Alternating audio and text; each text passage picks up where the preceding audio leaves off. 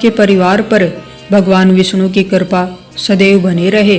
तो आज हम सुनेंगे ज्येष्ठ मास में सुनी जाने वाली पीपल पथवारी की कहानी को अंत तक पूरा सुनिएगा। एक बुढ़िया थी, उसने अपनी बहू से कहा, तू दूध दही बेच के आ। वह बेचने गई तो रास्ते में औरतें पीपल पथवारी सींच रही थी। उनको सींचता देखकर बहू ने पूछा कि तुम क्या कर रही हो? औरतें बोली कि हम पीपल पथवारी सींच रही हैं, इससे अन्न और धन मिलता है, 12 वर्ष का बिछड़ा हुआ पति मिल जाता है। बहू बोली, ऐसी बात है, तुम पानी से सींचती हो, मैं तो दूध दही से सींचूंगी। गुजरी की बहू रोजाना दूध दही बेचने नहीं जाती, वह रोजाना दूध को पीपल में और दही पथवारी में सींचती। सास दूध दही का दाम मांगती तो कह देती, महीना पूरा हो जाने पर लाकर दूंगी। ज्येष्ठ का महीना पूरा हो गया। पूर्णिमा के दिन बहू पीपल पथवारी के पास जाकर बैठ गई। पथवारी ने पूछा, तुम मेरे पास क्यों आई हो? बहू बोली कि सास दूध दही का दाम मांगेगी। पीपल पथवारी बोली कि मेरे पास क्या दाम रखा है, ये बड़ा डिंडा पान पतूरा, इसको ले जा। बहू ने वही ले जाकर कोठरी में रख दिया और डर के मारे कपड़ा ओढ़ कर सो गई।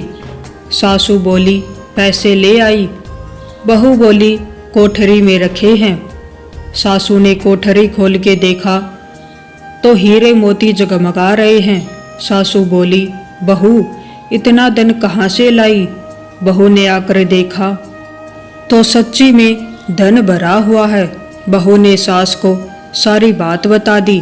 सास ने कहा, अब के ज्येष्ठ मास में मैं भी पीपल पथवारी को सींचूंगी। ज्येष्ठ मास आया, सास दूध दही तो बेच आती, हांडी धोकर पीपल पथवारी में चढ़ा देती। आकर बहू से कहती, मेरे से दाम मांगे। वह कहती, सासू जी, कोई बहू भी दाम मांगती है? मगर सासू कहती, तू मांग। बहू बोली, सासू जी पैसे ले आओ। तो सास पीपल पथवारी के पास जाकर बैठ गई।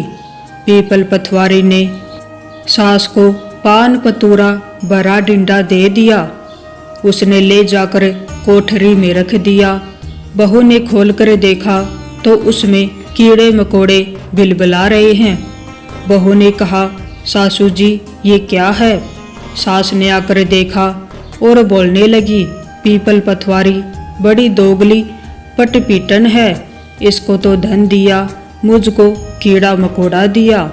तब सब कोई बोलने लगे कि बहू तो सत की भूखी सींची थी, तुम धन की भूखी। हे पथवारी माता, जैसा बहू को दिया वैसा सबको देना, जैसा सास को दिया वैसा किसी को ना देना। तो ये थी पीपल पथवारी की कहानी। अगर आपको अच्छी लगी हो तो वीडियो को लाइक कीजिएगा और चैनल को सब्सक्राइब कीजिएगा। आप सभी को राधे राधे।